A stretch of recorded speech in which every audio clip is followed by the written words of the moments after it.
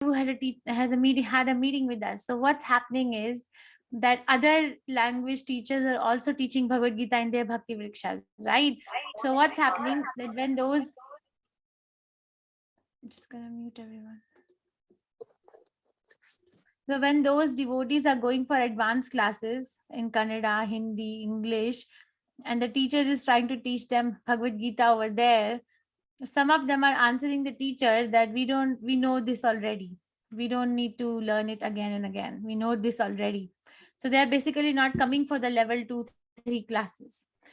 So that made us think that this is a conflict of interest, that we cannot teach the same book which is going on in our regular curriculum in our Bhakti Vrikshas. So across the board, we are changing the books in our Bhakti Vrikshas to a book which is not in conflict of interest, because we don't want people to become so familiar and say that we know, we don't want to basically learn from you anymore. Okay, that's the reason. But that doesn't mean that you cannot read Bhagavad Gita. You can read Bhagavad Gita. If there's a question, I'm happy to try to answer. If I can't answer, then I'll find out someone who can answer. But please continue the reading. So we are going to change the book to, so that is a reason to change the book. We're going to change the book to Teachings of Lord Chaitanya. It's a very nice book. It's relatively a small book, only 32 chapters, small chapters, but it is a very detailed book. Okay. Any questions? Anybody? Why this is happening? What is happening? Because I did receive a couple of emails from some of you. Any questions? Mataji, Gayatri here.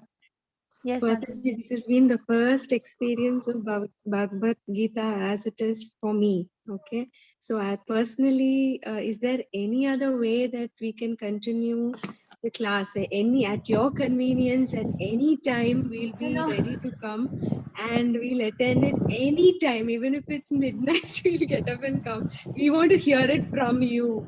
So that is the main thing. Don't idealize me. Thank you so much for the appreciation. So that's the fear, right? You're idealizing somebody who's not worthy of being idealized.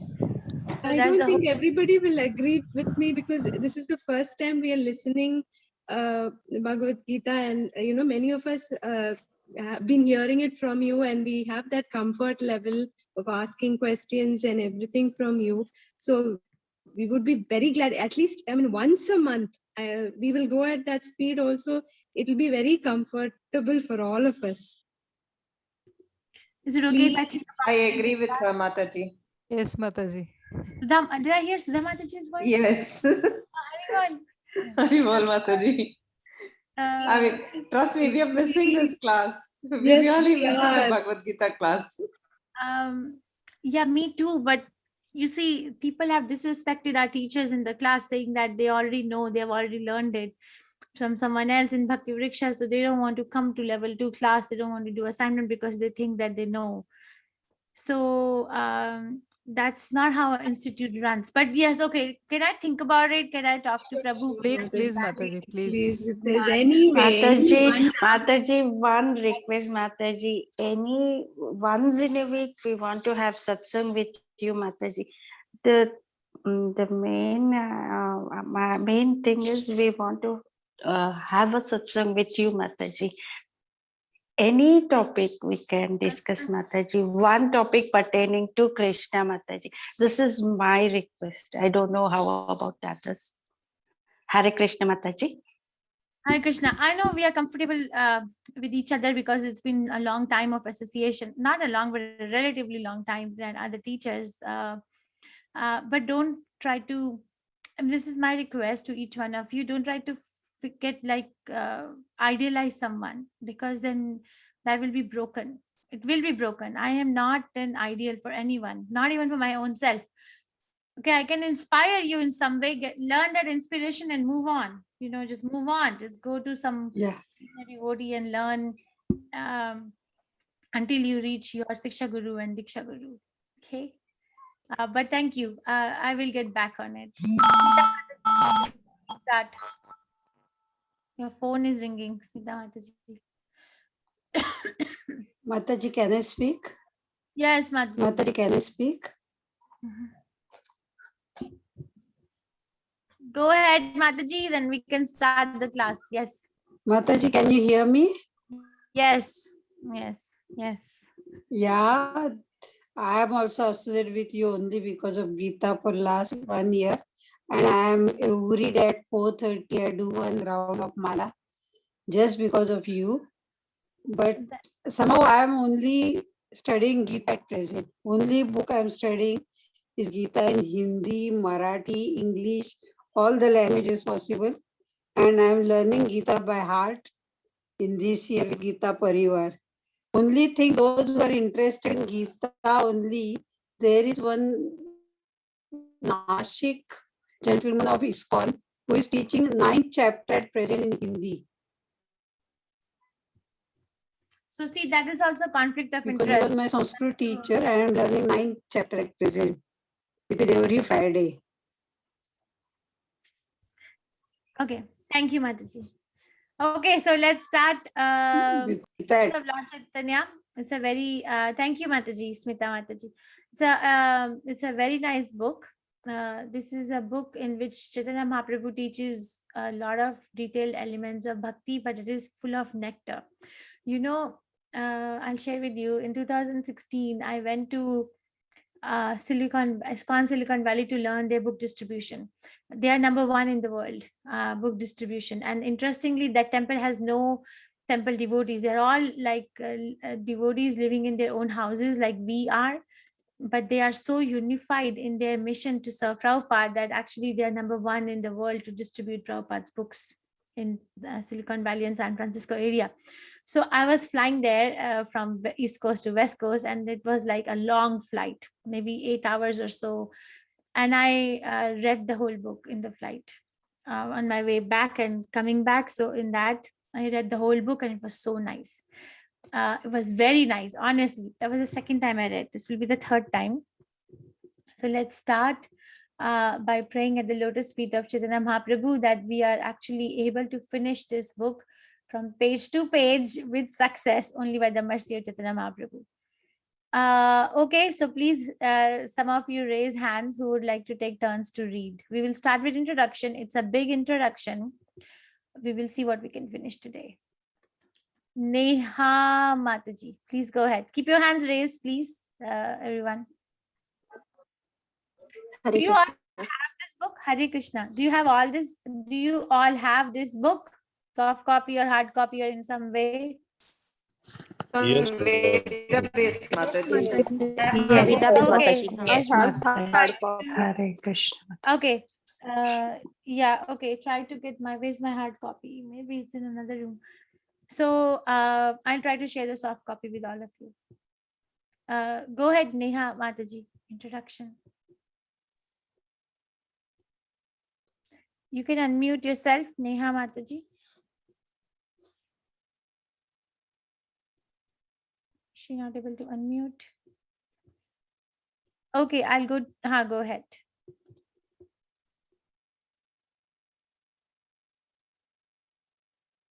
I can't hear you. So please check your audio system. Good. Can you hear me? Yes. Thank you. As living entities, we can move. Or originally delivered as 5 morning lectures on Chaitanya Chaitamrita, the authoritative biography of Lord Chaitanya Mahaprabhu by Krishnadas Kaviraj Goswami, before the International Society for Krishna Consciousness, New York City, April 10 to 14, 1967. Okay, go ahead. The word Chaitanya. The word Chaitanya means living force, Charita means character, and Amrita means immortal. As living entities, we can move, but a table cannot because it does not possess living force. Movement and activity may be considered signs of the living force. Indeed, it may be said that there can be no activity without the living force. Although the living force is present in the material condition, this condition is not Amrita, immortal. The word Chaitanya Chaitamrita then may be translated as the character of the living force in immortality. But how is this living force displayed in mortality? It is not displayed by man or any other creature in this material universe. for none of us are immortal in these bodies. We possess the living force, we perform activities, and we are immortal by our nature and constitution. But the material condition into which we have been put does not allow our immortality to be displayed.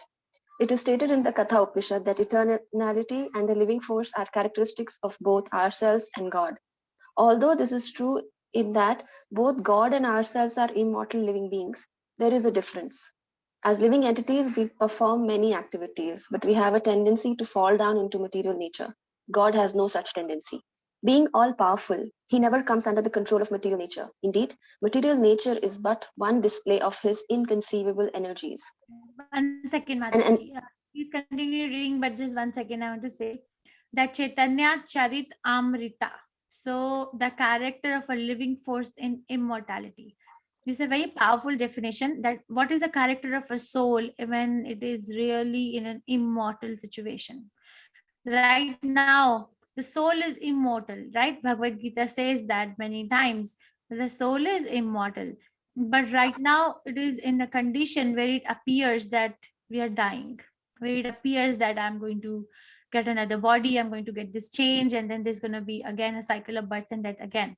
But Chaitanya Chaitamrita is a character, the living force in immortality. What are the characteristics of the soul in the spiritual world? What is this? And how is this living force displayed immortally? It is not displayed by man or any other creature in this material universe. And none of us are immortal in these bodies. Okay, but it is performed by the example of Chaitanya Mahaprabhu. And Prabhupada is describing the meaning of the word Chaitanya. Chaitanya means living force. Charita means character of that living force. And what is the character of that living force? Amrita, immortal. Okay, go ahead, Mataji. An analogy will help us. An analogy will help us understand the distinction between ourselves and God. From the ground, we may see only clouds in the sky, but if we fly above the clouds, we can see the sun shining. From the sky, skyscrapers and cities seem very tiny. Similarly, from God's position, the entire material creation is insignificant. The living entity is also insignificant, and his tendency is to come down from the heights where everything can be seen in perspective. God, however, does not have this tendency. Supreme Lord is not subject to falling down into illusion, Maya, any more than the sun is subject to falling beneath the clouds.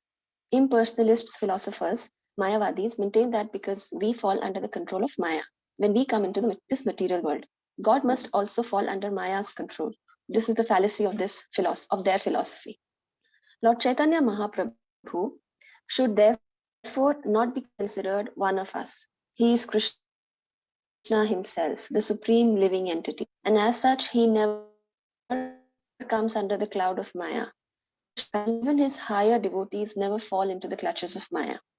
Lord Chaitanya came to earth simply to preach Krishna Bhakti, love of Krishna. In other words, he is Lord Krishna himself, teaching the living entities the proper way to approach Krishna. He is like a teacher who, seeing a student doing poorly, takes up a pencil and writes, saying, "Do it like this, A, B, C." From this, one should not foolishly think that the teacher is learning his ABCs. Similarly, although Lord Chaitanya appears in the guise of a devotee, we should not foolishly think he is an ordinary human being. We should all Chaitanya is Krishna, God, himself be conscious, and we must. Your voice is going in and out. We should always remember that Lord Chaitanya is Krishna, God himself, teaching us how to become Krishna conscious, and we must study him in that light. Okay, so his position of Chaitanya Mahaprabhu is made clear at the very beginning. That, for example, Prabhupada is giving an example that let's say that I am in Mumbai, okay, and in crowded concrete jungle, like a lot of buildings around me, very big, tall buildings, and the life appears very difficult. So let's say that somebody now lifts me up. Let's say I go in a flight and then I go up and up and up, and then this particular city appears very small. The position that was appearing very difficult to come over appears very small when we look at it from the sky, right? Can you relate to it? Yes. Right? Yes, Mataji. Yes, Mataji. Similarly, for Krishna to solve our problems of life is something like that. It's nothing is difficult for Krishna. For us, it may look like, oh, this problem, I am so one with this problem and it's impossible to solve this problem. But for Krishna, it's not so difficult. Krishna never comes under the clutches of that perspective that we are. Krishna doesn't fall down from his position of being God. This is the beginning, sorry. So Krishna is never in illusion. He has come in the incarnation of a devotee to teach us how to be a devotee. So much so, a good teacher picks up a pencil and starts teaching the student how to write ABC. That doesn't mean that teacher doesn't know anything beyond ABC.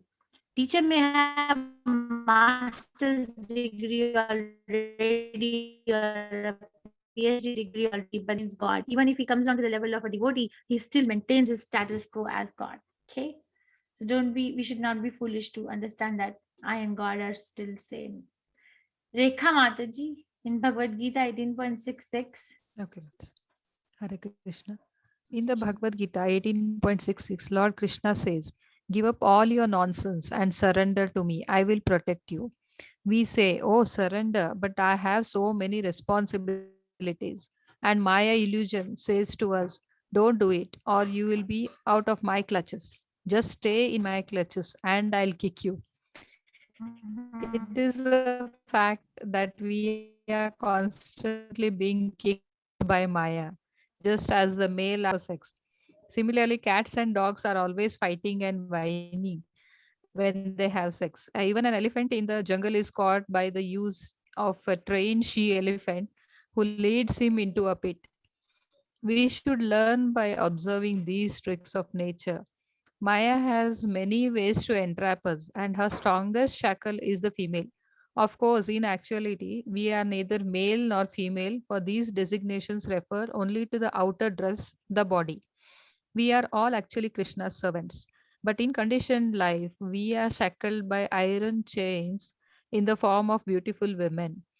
Thus, every male is bound by sex, and therefore, one who wishes to gain liberation from the material clutches must first learn to control the sex urge. Unrestricted sex puts one fully in the clutches of illusion. Lord Chaitanya Mahaprabhu officially renounced this illusion at the age of 24. Mah- Although his wife was 16 and his mother 70, and he was the only male in the family, although he was a Brahmana and was not rich, he took sannyasa, the renounced order of life, and thus extricated himself from family entanglement. If we wish to become fully Krishna conscious, we have to give up the shackles of Maya. Or if we remain with Maya, we should live in such a way that we will not be subject to illusion, as did the many householders among Lord Chaitanya's closest devotees. With his followers in the renounced order, however, Lord Chaitanya was very strict. He even banished Junior Haridasa, an important kirtan leader, for glancing lustfully at a woman. The Lord told him, "You are living with me in a renounced order, and yet you are looking at a woman with lust." Other devotees of the Lord had appealed to him to forgive Haridasa, but he replied, All of you can forgive him and live with him. I shall live alone." On the other hand, when the Lord learned that the wife of one of his household devotees was pregnant, he asked that the baby be given a certain auspicious name.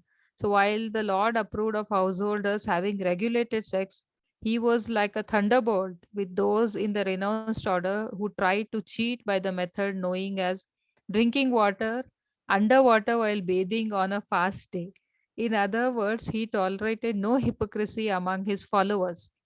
Thank you, From Mataji. Thank Let's go back. Okay. So nice, right? That Chaitanya Mahaprabhu does not want hypocrisy. The story of Chota Haridas comes in Chaitanya Chaitamrita. Now, Manisha Prabhu taught us that story. He read it to us. I remember. The Chota Haridas was a brahmachari, and he was a very nice kirtan singer. So one time he went to beg rice, right? Brahmachari, right? They beg from one house to another. And he lustfully looked at the lady, just looked, and then that's it.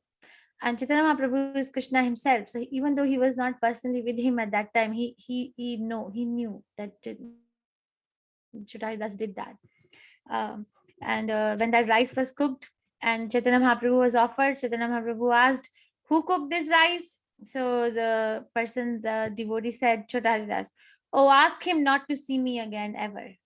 So he was like outcasted, like he was ostracized. He was completely banished from seeing Chaitanya Mahaprabhu. So everyone was like, what happened? What happened? See, Chaitanya Chaitamrita is full of relationships with each other. It's a very, very sweet scripture. So everyone is asking, what happened? What happened? Why Chaitanya Mahaprabhu is saying after eating a morsel of rice brought by Chota Haridas that don't see me again. What happened?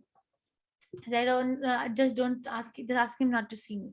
So then Chota Haridas, then a lot of devotees, Sarup Damodar Goswami, or so many close associates of Chaitanya Mahaprabhu tried to beg Chaitanya Mahaprabhu to show mercy. They understood. Sorry, they understood what the problem was, and they tried to convince Chaitanya Mahaprabhu to forgive Chota Haridas, to give him another chance because he's so Karuna Sindhu is ocean of mercy. He can forgive. Chaitanya Mahaprabhu was like a thunderbolt. He said, all right, if you want me to forgive him, then why don't you all live with him and I will go from here.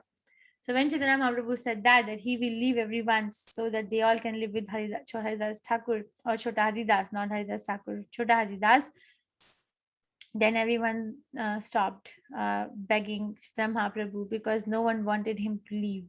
That was the end of the discussion. Then one day Chaitanya Mahaprabhu figured that Chota Haridas went to Prayag and committed suicide.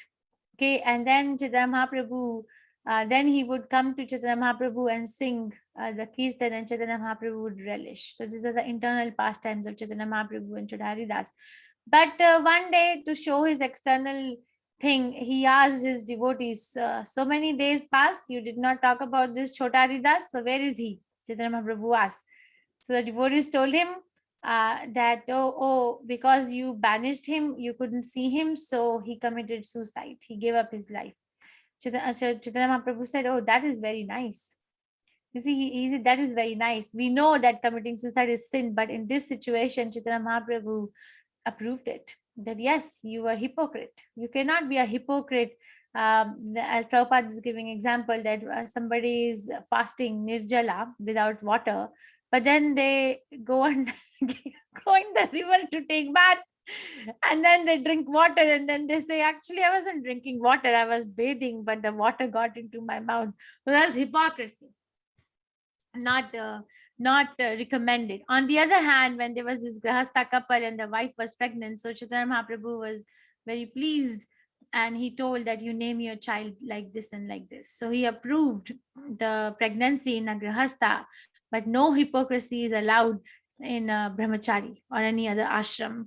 Otherwise, Chaitanya Mahaprabhu will banish us. So if we don't want to be banished by Chaitanya Mahaprabhu, then don't be a hypocrite. Because Chaitanya Mahaprabhu is in the heart. Okay, Krishna is in the heart. And Chaitanya Mahaprabhu himself set up an example of how to become Krishna conscious by the spirit of renunciation. Maybe we can't do that. If we're not ready, then don't do that. Don't be a hypocrite there also. But try to be situated at a place where we are with utter honesty, because the goal is to go to Krishna.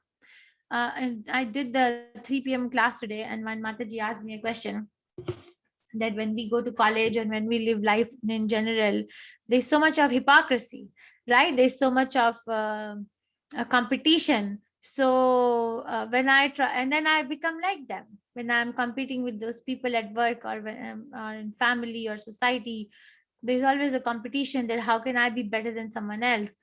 Then what kind of karma is it? Am I burning the result of my bad karma? Am I generating new karma? I'm doing this. You see, this karma business is not the study of Krishna consciousness. Krishna himself doesn't talk much about karma, right? Bhagavad Gita, he gives much emphasis in bhakti and very less mention of karma is there. So we don't want to improve our C class jail to a A class jail. We want to get out of the jail. Okay, it's like saying, my spiritual master told me one day that one time Prabhupada was on the morning walk with his disciples. Okay, and then the sky was looking very beautiful when the sun was rising. The sky was looking very pretty. So his disciples told him, Prabhupada, look at the sky, it looks so beautiful. So Prabhupada turned around and said, oh, you should look at the painter. You should look at the painter. So that's what is Krishna consciousness, that we are interested in looking at the painter, or we are interested in getting out. So hypocrisy is not going to help. It has to be slashed, right? Tadvag visargo janataga viplavo yasmin pratishloka bhaddavatapi namani anantasya yashwantakaniya shanvanti gayanti grinanti sadhva. So Tadvag Visargo Janataga Viplavo, each and every word of Srimad Bhagavatam is like a revolution. It is supposed to bring revolution in the lives of misdirected life of misdirected civilization today. And there may be some grammatical mistakes. There may be some grammatical mistakes in writing the scripture, but Shanvanti, Gayanti, Grinanti, Sadhava. Who will relish this literature? Sadhava. Sadhava means thoroughly honest. So try to be thoroughly honest with your own self. Okay, generally the kind of environment we live in teaches us how not to face our feelings, right? Let's say, and we do it to others. I will give you an example. Let's say that there is a small baby, not baby, small child, and the child is crying. So what is the first reaction? Don't cry. What happened? Don't cry. Don't cry, because strong children don't cry. Oh, here's a balloon. Here you go. Take balloon. Or look at the camera, or look at this video in a computer or tablet or whatever. So means get distracted from crying. But Krishna consciousness is not a distraction. So if a person is crying, the soul is crying, Krishna consciousness teaches us how to come face to face with that what is making me cry? What need is not fulfilled? What am I needing here? So we are very good in not facing our own feelings, and then we pass it on to others. But Krishna consciousness is for thoroughly honest people, and it brings us face to face again with our feelings, that indeed I am actually in trouble. A person who is very strong will say that I am in trouble. But a person who is not so strong emotionally or mentally will say that this is a part of life, and I have enough resources, knowledge, and money to face this struggle. That's a sign of weakness, actually. The sign of strength is that I am in struggle, like Narottam Das Thakur Prabhupada prays to Chaitanya Mahaprabhu, right? Ami bina, tumi bina ke acho amar. Who is there for me other than you? And what else he says? Shri Krishna Chaitanya Prabhu daya karo more. Tume bina ke dayalu jagat sansare. So please, bestow your mercy on me. You are the only merciful. You're the only merciful incarnation in this world. Who else is more merciful than you? So we're begging, right? We're begging, which is actually a sign of strength in bhakti. Vulnerability is a sign of bhakti to superior authorities. But in the material world, the vulnerability is a sign of setting a ground for exploitation. So it takes a lot of insight. Okay. So no hypocrisy. One take-home point. Sapna, you can unmute. Hare Krishna, Mataji. Hare Krishna. From the Chaitanya Charitamrita, we learn how Lord Chaitanya taught people to break the shackles of Maya and become immortal. Thus, as mentioned above, the title may be properly translated as the character of the living force in immortality. The supreme living force is the supreme personality of Godhead. He is also the supreme entity. There are innumerable living entities, and all of them are individuals. This is very easy to understand. We are all individual in our thoughts and desires, and the Supreme Lord is also an individual person. He is different, though, in what he is a leader.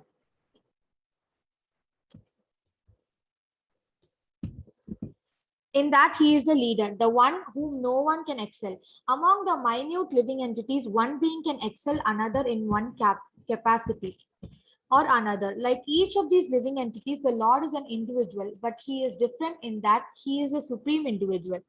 God is also infallible, and thus in the Bhagavad Gita, he is addressed as Achyuta, which means he who never falls down. This name is appropriate because in the Bhagavad Gita, Arjuna falls into illusion, but Krishna does not. Krishna himself reveals his infallibility when he says to Arjuna, when I appear in this world, I do so by my own internal potency. Bhagavad Gita 4.6. Thus, we should not think that Krishna is overpowered by the material potency when he is in the material world. Neither Krishna nor his incarnations ever come under the control of material nature. They are totally free. Indeed, in Srimad Bhagavatam, one who has a godly nature is actually defined as one who is not affected by the modes of material nature. Although in material nature, if even a devotee can attain this freedom, then what to speak of the Supreme Lord? The real question is, how can we remain unpolluted by material contamination while in the material world? Srila Rupa Goswami explains that we can remain uncontaminated while in this world if we simply make it our ambition to serve Krishna. One may then justifiably ask, how can I serve? It is not simply a matter of meditation, which is just an activity of the mind, but of performing practical work for Krishna. In such work, we should leave no resource unused. Whatever is there, whatever we have, should be used for Krishna. We can use everything, typewriters, automobiles, airplanes, missiles. If we simply speak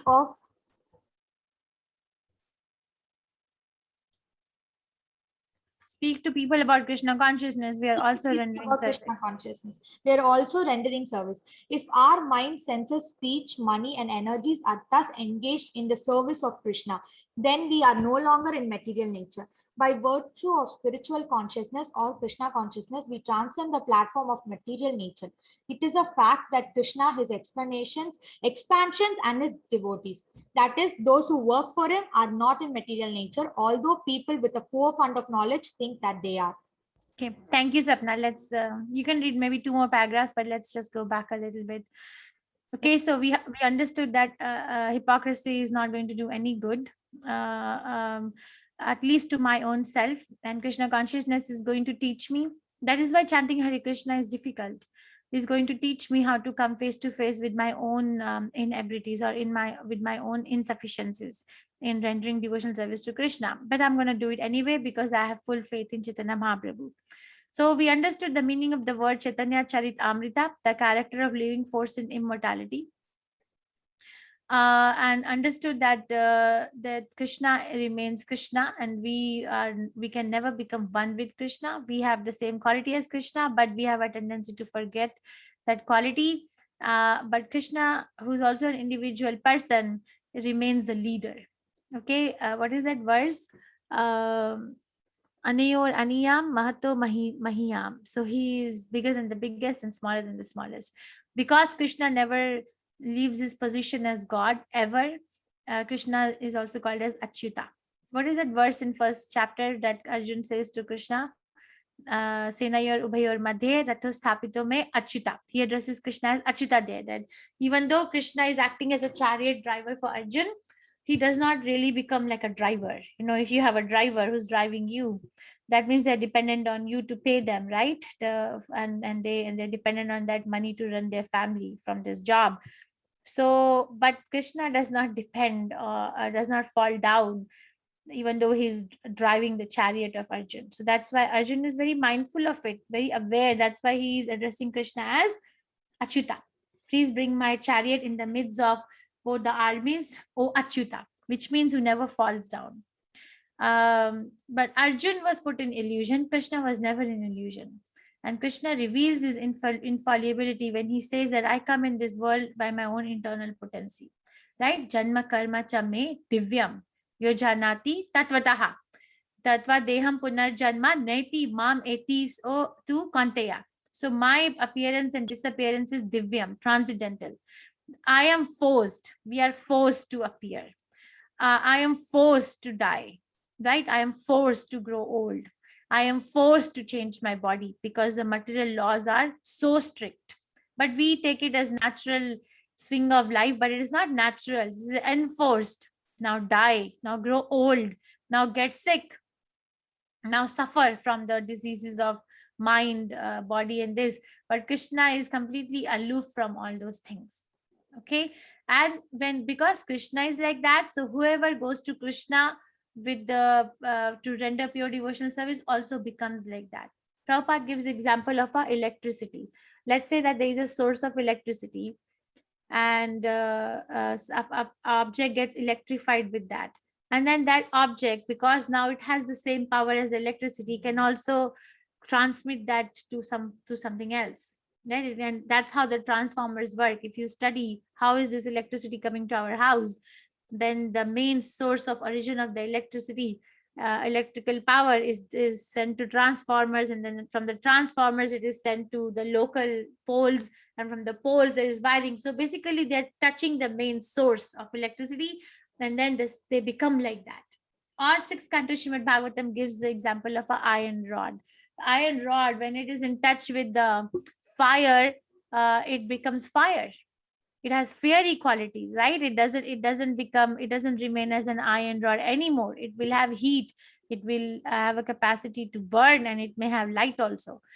So similarly, when we are in touch with Krishna through devotional service, we get that quality of immortality. We get that quality that even though we are in this material world, but we don't get affected by this material world. You study the life of Srila Prabhupada thoroughly. Whatever Prabhupada said, even though Prabhupada looked like he's in this world, he's eating, he has this body he was maintaining, he's traveling, he's looking, he's seeing, he's hearing, right? He's touching, but everything, resting, but everything was so Christianized, because everything was so much in service to Krishna that it was not actually in the external potency anymore. It was all done for Krishna. It's a secret. This is a secret. Okay. So how can we remain unpolluted by material contamination? How can we lead a life like this, that I'm in this world, but I'm not a part of this world? Padma Patram Imam Bhasha. Right? The Padma Patram, the lotus leaf, even though it is living in the water, but it is untouched by water. How can I live in this material world and not be affected by the contamination of this material world? How? So Rupa Goswami Prabhupada gives the answer in Nectar of Devotion, that if we simply make it our ambition to serve Krishna. You see, I don't care what happens, but I'm going to serve Krishna. Karmana, Manasa, and Vacha, with my action, Manasa with my mind, and with my words. I'm going to serve Krishna, and that is my ambition. If by suffering, taking up this suffering, if Krishna is served, I will do it. It's a lot of determination. It's not easy. Prabhupada did that, right? 70 years of age, crossing the ocean in a cargo ship is not easy. To stay on the ocean for 28 days, sustaining 2 heart attacks, and not knowing anyone, and not having any plans or any contact with anyone, is a very dangerous situation to be in. But he said, if Krishna is satisfied with this, I'm going to do it. And he did it. Okay, so like that, we can use everything for the service of the Lord. Okay. Okay, Sapna, maybe 2 more paragraphs and then I'll give it to the next speaker. Chaitanya Charitamrita teaches us that. The Chaitanya Charitamrita teaches that the spirit soul is immortal and that our activities in the spiritual world are also immortal. The Mayavadis, who hold the view that the absolute is impersonal and formless, contend that a realized soul has no need to talk. But the Vaishnavas, devotees of Krishna, contend that when one reaches the stage of realization, he really begins to talk. Previously, we only talked of nonsense. The Vaishnava says, now let us begin our real talks of Krishna. In support of their view that the self-realized remain silent, the Mayavadis are fond of using the example of water pot, maintaining that when a pot is not filled with water, it makes a sound, but that when it is filled, it makes no sound. But are we water pots? How can we be compared to them? A good analogy utilizes as many similarities between 2 objects as possible. A water pot is not an active living force, but we are. Ever silent meditation may be adequate for a water pot, but not for us. Indeed, when a devotee realizes how much he has to say about Krishna, 24 hours in a day are not sufficient. It is the fool who is celebrated as long as he does not speak, for when he breaks his silence, his lack of knowledge is exposed. The Chaitanya Charitamrita shows that there are many wonderful things to discover by glorifying the Supreme. I'll share an experience. Oh, sorry, Sapna. So in Gitanagri, a few years ago, there was this retreat from people from all over the country, and they called it as a silent meditation. Okay, so silent meditation. So interestingly, they were all very scholarly people, PhD or doctors or scientists, and very highly achieved people in social status. And they had come on that retreat. And then what happened? I and my friend were in charge of putting snacks for them and filling their water bottles and all that stuff. So but they wouldn't speak, right? So I and my friend Madhuramrita, we couldn't understand that what do we need, because the way they were communicating was like that, just like look there, do this, do that. So, so basically the person wanted to tell us that fill the water bottle, it's empty. But it took us so long to understand that what is this thing. So even though they were in this silent meditation, but the mind has so much to talk. There was so much. This kind of silence has no place in Krishna consciousness. It's not going to do anything, because that's not going to make me more dear to Krishna, if that's the goal. If the goal is anya abhilasha, something else, some other desire, then that's a separate topic, and that's not in subject matter discussed in Krishna consciousness. But if the goal is Krishna, then this is not the way. Okay, we talk, and 24 hours is also less. But the talking has to be authenticated, not like just talking power. Thank you, Sapna. Nandita Mataji. Hare Krishna Mataji. Hare Krishna. In the beginning of the Chaitanya Charitamrita, Krishnadasa Kaviraja Goswami writes, I offer my respects to my spiritual masters. He uses the plural here to indicate the disciplic succession. He offers obeisances not to his spiritual master alone, but to the whole parampara, the chain of disciplic succession, beginning with Lord Krishna himself. Thus, the author addresses the Guru in the plural to show the highest respect for all his predecessor spiritual masters. After offering obeisances to the disciplic succession, the author pays obeisances to all other devotees, to the Lord himself, to his incarnations, to the expansions of Godhead, and to the manifestation of Krishna's internal energy. Lord Chaitanya Mahaprabhu, sometimes called Krishna Chaitanya, is the embodiment of all these. He is God, Guru, devotee, incarnation, internal energy, and expansion of God. As his associate Nityananda, he is the first expansion of God. As Advaita, he is an incarnation. As Gadadhara, he is the internal potency. And as Srivasa, he is the marginal living entity in the role of a devotee. One second, Mataji. Let me just explain this. So Krishna does not mean alone. Like when say that, okay, a king from another country is coming to visit this country, it is automatically inferred that the king is going to come with its paraphernalia, right? Or this country's president is going to come and visit the next country. It automatically means that they're going to come with their officials, right? Can you relate to that? Or are they just going to board a flight and come alone? That's true, Mataji. They're going to come with all of their officials or all of their paraphernalia. So Krishna also means that Krishna and Krishna's devotees. So this is the different tattvas explained in the Chaitanya Charitamrita, that Krishna, Chaitanya Mahaprabhu is God, so is Krishna. Chaitanya Mahaprabhu is Guru, he's Acharya, he's teaching how to be a devotee. Chaitanya Mahaprabhu is acting as a devotee. Then his incarnations. So incarnations are Swa-amsha and Vibhin Ansha. Like from first, like directly from me, and then from my expansion gives birth to another expansion. So direct expansion of Chaitanya Mahaprabhu is Nityananda Prabhu, right? As the associate Nityananda, he is first expansion of God. Okay, and then Advaita, his incarnation. So from his expansion, the second expansion comes, which is incarnation. So which is represented as Advaita Acharya, which is Mahavishnu. Advaita Acharya is basically Mahavishnu. and Nityananda Prabhu is basically Balram. And then as Advaita, his incarnation is Gadadhar, is internal potency. So Gadadhar Pandit is actually Satyabhama in Golok Vrindavan, so wife of Krishna, Satyabhama. So it's internal potency. And as Shiva's Pandit, he's a marginal living entity in the role of a devotee. So Shiva's Pandit is actually Narad Muni. So in that way, he is representing a marginal living entity in the role of a devotee. Okay, go ahead, Mataji. Thus Krishna should not be. Yes, Mataji. Thus, Krishna should not be thought of as being alone, but should be considered as eternally existing with all his manifestations as described by Ramanujacharya. In the Vishishtadvaita philosophy, God's energies, expansions, and incarnations are considered to be oneness in diversity. In other words, God is not separate from all of these. Everything together is God. Actually, the Chaitanya Charitamrita is not intended for the novice, for it is the postgraduate study of spiritual knowledge.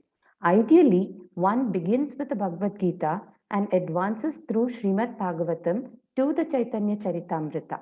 Although all these great scriptures are on the same absolute level, for the sake of comparative study of the Chaitanya Charitamrita is considered to be on the highest platform. Every verse in it is perfectly composed.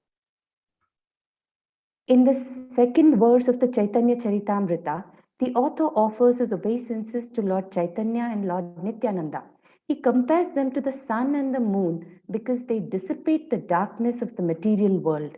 In this instance, the sun and the moon have risen together. In the Western world, where the glories of Lord Chaitanya are relatively unknown, one may inquire, who is Krishna Chaitanya? The author of the Chaitanya Charitamrita, Srila Krishnadasa Kaviraja, answers that question in the third verse of his book. Generally, in the Upanishads, the supreme absolute truth is described in an impersonal way, but the personal aspect of the absolute truth is mentioned in the Ishopanishad, where we find the following verse. Hiranmayena patrena satyasyapi hitam mukham tattvam pushan apavrunu satya dharmaya drishtaye. O my Lord, sustainer of all that lives, your real face is covered by your dazzling effulgence. Kindly remove that covering and exhibit yourself to your pure devotee. Isopanishad 15. Should I continue, Mataji? Yeah, it's a small paragraph. So one more, the impersonalist. Yes, Mataji. The impersonalists do not have the power to go beyond the effulgence of God and arrive at the personality of Godhead from whom this effulgence is emanating. Good. Hare Thank Krishna. you. Hare Krishna. So first verse is a prayer to Chaitanya, to all the parampara. In the first verse, the author Krishnadas Kaviraj Goswami uses pays obeisances to spiritual masters and all of them, or the entire parampara. And in the second verse, he offers obeisances to Chaitanya Mahaprabhu and Nityananda Prabhu, who are compared to moon and sun. And in this instance, moon and sun have arisen together. Should we continue a little bit and then call it and then discuss? Maybe we can do one more paragraph. Is it okay if we do one more paragraph? Yes, Yes, One more Yes, paragraph? Mataji. Okay, yes. Thank you very much. Gayatri Mataji, go ahead. Hare Krishna, Mataji. Hare Krishna. The Ishopanishad is a hymn to that personality of Godhead. It is not that the impersonal Brahman is denied. It is also described, but that Brahman is revealed to be glaring effulgence of the body of Lord Krishna. And in the Chaitanya Charitamrita, we learned that Lord Chaitanya is Krishna himself. In other words, Sri Krishna Chaitanya is the basis of the impersonal Brahman, the Paramatma or Super Soul, who is present within the heart of every living entity and within every atom of the. Can you scroll, Mataji?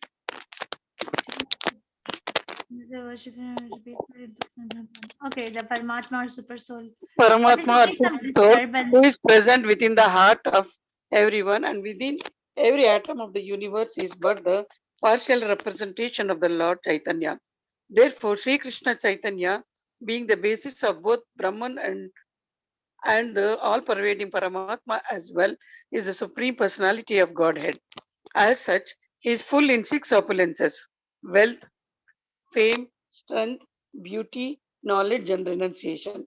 In short, we should know that he is Krishna, God, and that nothing is equal to or greater than him. There is nothing superior to be conceived. He is the Supreme Person. Srila Rupa Goswami. One second, Mataji, we'll read here till here only today. Thank you. So we have studied this Isopanishad hymn, Hiranmaya Patrena, that please, the devotee is requesting Krishna to remove this covering of Brahmajyoti and show the face, right? To remove that so that I can look at your face. So Krishna himself says in 14 chapter 27 verse that I am the basis of that impersonal Brahman, right? From me, I'm the basis of the impersonal Brahman. So basically, Brahmajyoti is nothing but an effulgence on the body of Krishna. But the Mayavadi philosophers are so attracted to the effulgence that they actually don't even get a taste of looking at the person behind the effulgence. So they miss the point. So much of hard work and then completely missing the point. But we don't do that. We start with the person. Okay, in Nectar of Devotion, it is described that a Jnani, which is a Mayavadi, right? A Jnani, what is their source of happiness? The source of happiness is compared to, a ray, maybe a ray coming from the toenail of Krishna. Maybe that's what they find happiness in. This maybe a ray, one ray coming from the toenail of Krishna. Actually, if you relate, because everything is resting in Krishna, right? That in the whole world, I don't know if in India this is as common, but in the Western world is very common. I'm sorry if I'm going out of context. That there are a lot of nail salons, like nail art is very famous. Like people spend a lot of money in getting their nails done. Is it like that in India too? And anywhere you are situated? Yes. Yes, Mataji, it yes, is. Mataji, Yes, it it is. is. Yes, yes. So it is like a lot. Like there's like this trend that who can have the best of the nails. Basically, where is it coming from? Or if you see the tattoo, people want to get the tattoos done. In the heart of heart, where is this coming from? So basically, everyone is yearning to decorate Krishna that way. Krishna's nails are described in Srimad Bhagavatam as the luster of the whole world is resting in his nails. So we are actually trying to imitate. And if you look at Krishna in the temple, Krishna has this body work done, right? The body art, all this artwork. Let me see if I can pull up Radha Madhav. He's the one who gets it most from what I have seen. Radha Madhav. Now look at Radha Madhav's face. Let's see where we can get a focus. Just Radha. Let's see Radha Madhav. So basically, what I'm trying to say is that it's look at this face. Look at his face. So you see this artwork around his eyes, and then look at his hands, and then if you look at his lotus feet, even Radharani has her cheeks done. So basically, our heart is, look at this Radharani. So look at her face, like how it's done, right? This is tattoo. So basically, the origin is over here. The origin is here, but we are looking at it in a wrong direction. We're trying to decorate our body with this ink or that ink, but we don't really know where is this desire coming from.